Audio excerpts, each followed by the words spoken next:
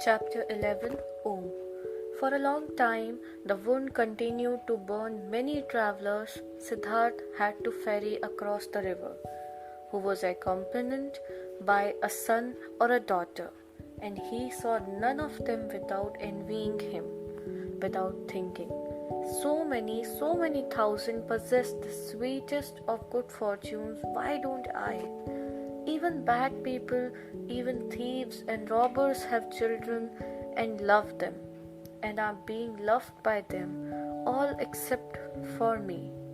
Thus without reason, he now thought, thus similar to the childlike people he had become. Differently than before, he now looked upon people less smart, less proud, but instead warmer, more curious, more involved when he ferried travelers of the ordinary kind, childlike people, businessmen, warriors, women. These people did not seem alien to him as they used to. He understood them, he understood and shared their life, which was not guided by thoughts and insight, but solely by urges and wishes. He felt like them, though he was near perfection and was bearing his final wounds. It still seemed to him as if those childlike people were his brothers. Their vanities, desire, their possession, and ridiculous aspects were no longer ridiculous to him, became understandable, became lovable, even became worthy of veneration to him. The blind love of a mother for her child, the stupid blind pride of a conceited father for his only son, the blind wild desire of a young vain woman for jewelry and admiring glances from men. All these urges, all of this childish stuff, all of these simple, foolish, but immensely strongly living, strongly prevailing urges and desire were now on childish notions for Siddhartha. Anymore, he saw people living for their sake, saw them achieving infinitely much for their sake, traveling, conducting wars, suffering infinitely much, bearing infinitely much, and he could love them for it. He saw life, saw what is alive, the indestructible, the Brahman in each of their passion, each of their acts, worthy of love and admiration were these people in their blind loyalty, their blind strength and intensity. They lacked nothing, there was nothing. The knowledgeable one, the thinker, had to put him above them except for one little thing. A single tiny small thing, the consciousness, the conscious thoughts of the oneness of all life. And Siddhartha even doubted in many hours whether this knowledge, this thought was to be valued thus highly, whether it might not also perhaps be a childish idea of thinking people, of thinking and childlike people. In all other respects, the worldly people were of equal rank to the wise men, were often far superior to them, just as animals too can, after all, in some moments, seem to be superior to human in their tough, unrelenting performance of what is necessary. Slowly blossomed, slowly ripened in Siddhartha the realization, the knowledge, what wisdom actually was the goal of his long search was. It was nothing but a readiness of the soul, an ability, a secret art of thinking every moment while living in his life. The thought of oneness, to be able to feel and inhale the oneness. Slowly this blossomed in him, was shining back at him from Vasudev's old childlike face. Harmony, knowledge of the eternal perfection of world, smiling oneness. But the wound still burned, longingly and bitterly. Siddhartha thought of his son, nurtured his love and tenderness in his heart, allowed the pain to gnaw at him, committed all foolish acts of love. Not by itself this flame would go out. And one day, when the wood burned Violently, Siddhartha ferried across the river, driven by a yearning, got off the boat and was willing to go to the city and to look for his son. The river flowed softly and quietly. It was the dry season, but its voice sounded strange. It laughed. It laughed clearly. The river laughed. It laughed brightly and clearly at old ferryman. Siddhartha stopped, bent over the water in order to hear even better, and he saw his face reflecting in the quietly moving water. In this reflected face, there was something which reminded him something he had forgotten, and as he thought about it, he found it. This face resembled another face, which he used to know and love, and also fear. It resembled his father's face, the Brahman, and remembered how he, a long time ago, as a young man, had forced his father to let him go with the ascetics. How he had bid his farewell to him. Now he had gone and had never come back. Had his father not also suffered the same pain for him, which he now suffered for his son? Had his father no long since died alone without having seen his son again? Did he not have to expect the same fate for himself? Was it not a comedy, a strange and stupid matter, this repetition and running around in a fateful circle? The river laughed.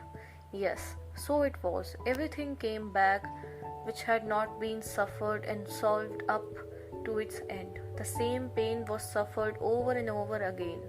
But Siddhartha wanted back into the boat, ferried back to the hut, thinking of his father, thinking of his son, laughed at by river, at odds with himself, tending towards despair, and not less tending towards laughing along at himself and the entire world.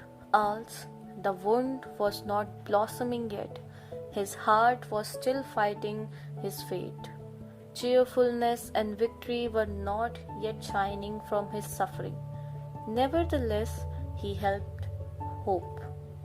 And once he had returned to the hut, he felt an undefeatable desire to open up to Vasudeva, to show him everything, the master of listening, to say everything. Vasudeva was sitting in the hut and weaving a basket.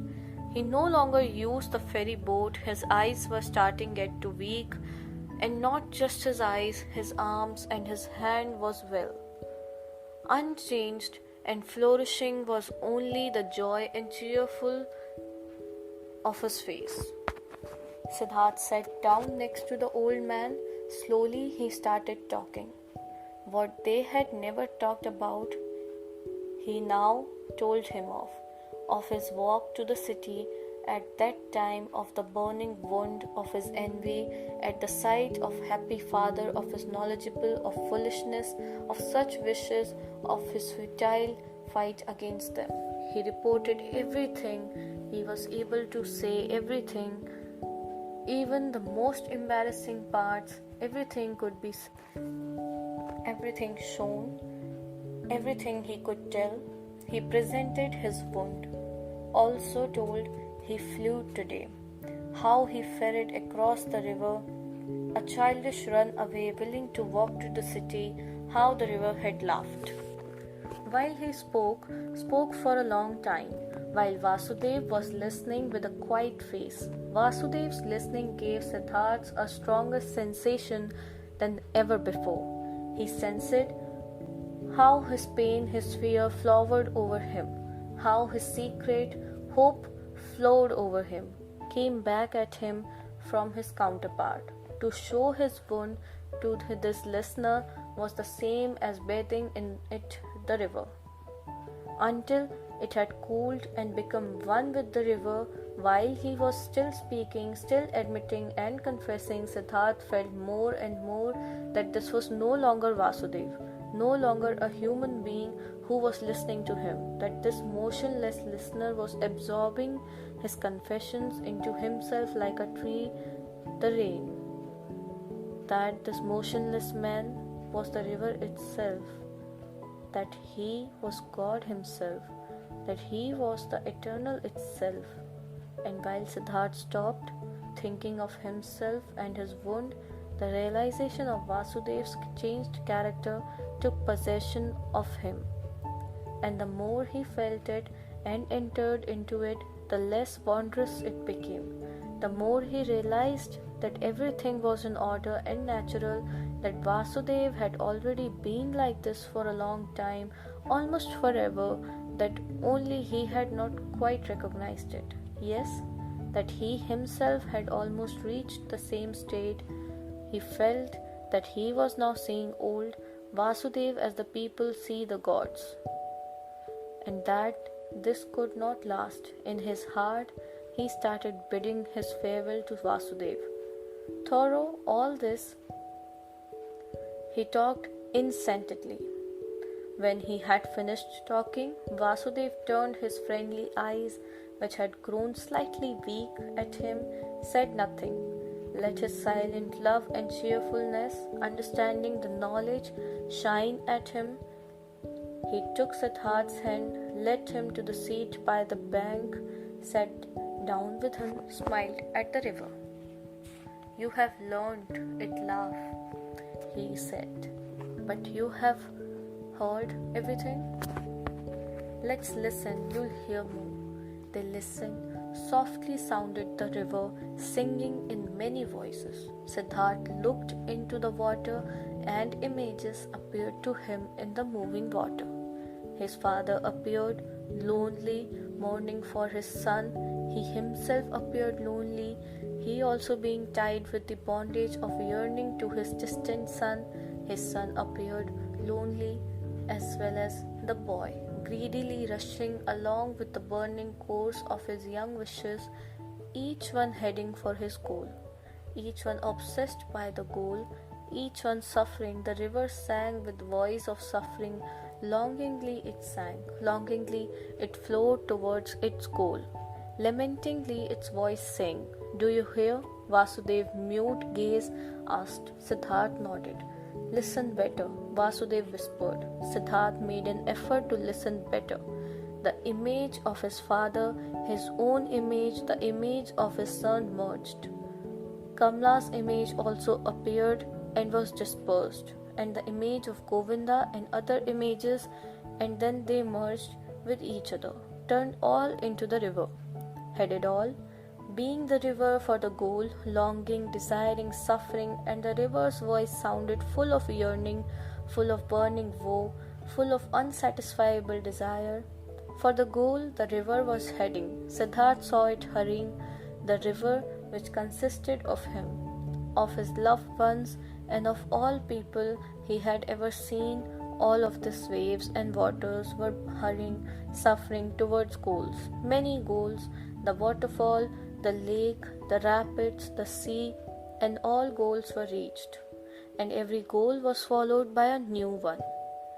And the water turned into vapor and rose to the sky, turned into rain and poured down from the sky, turned into a source, a stream, a river, headed forward once again, flowed on once again, but the longing voice had changed. It still resounded, full of suffering, surging, but other voices joined it. Voices of joy and of suffering, good and bad, laughing and sad ones. 100 voices, 1,000 voices. Siddhartha listened. He was now nothing but a listener, completely concentrated on listening, completely empty. He felt that he had now finished learning to listen.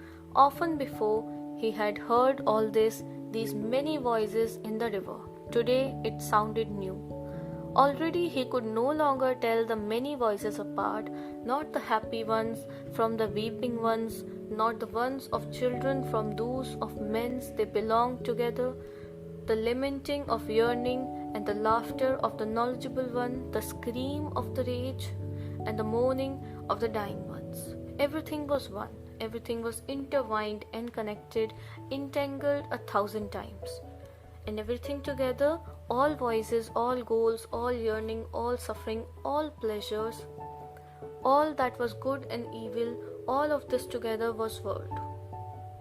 All of it together was the flow of events, was the music of life. And when Siddhartha was listening attentively to this river, the song of thousand voices, when he neither listened to the suffering nor the laughter, when he did not tie his soul to any particular voice and submerged his self into it, but when he heard them all, perceived the whole, the oneness, then the great song of the thousand voice consisted of a single word, which was Om, the perfection.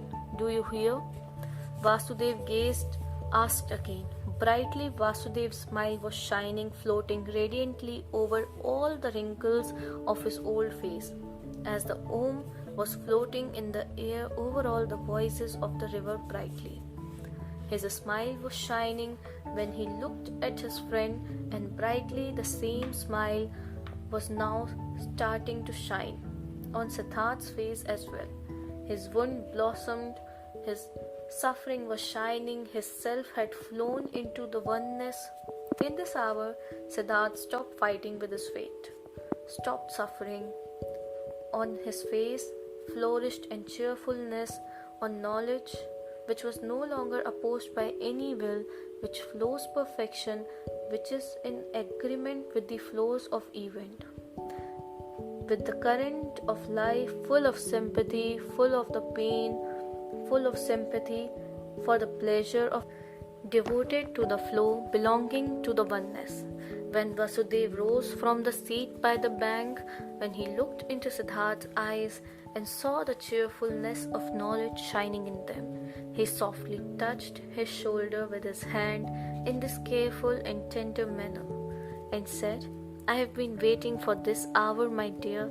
Now that it has come, let me leave. For a long time I have been waiting for this hour. For a long time I have been Vasudev the ferryman. Now it's enough. Farewell hut, farewell river, farewell Siddhartha. Siddhartha made a deep bow before him who bid his farewell. I have known it, he said quietly. You'll go into the forest? I am going into the forest. I am going into oneness, spoke Vasudev with a bright smile. With a bright smile he left Siddhartha, watched him leaving. With a deep joy, with deep solemnity, he watched him leave, saw his step full of peace, saw his head full of luster, saw his body full of light. And by this, chapter 11 also ends, and the Siddhartha story is coming to its end. He has learned a lot, and I hope you have also learned a lot from the story. And it's a beautiful journey of Siddhartha. I wasn't expecting this much. It's full of wisdom. And now let's wait what happens in the last chapter. Has a little verse of his life also remained to our ears. Thank you for listening.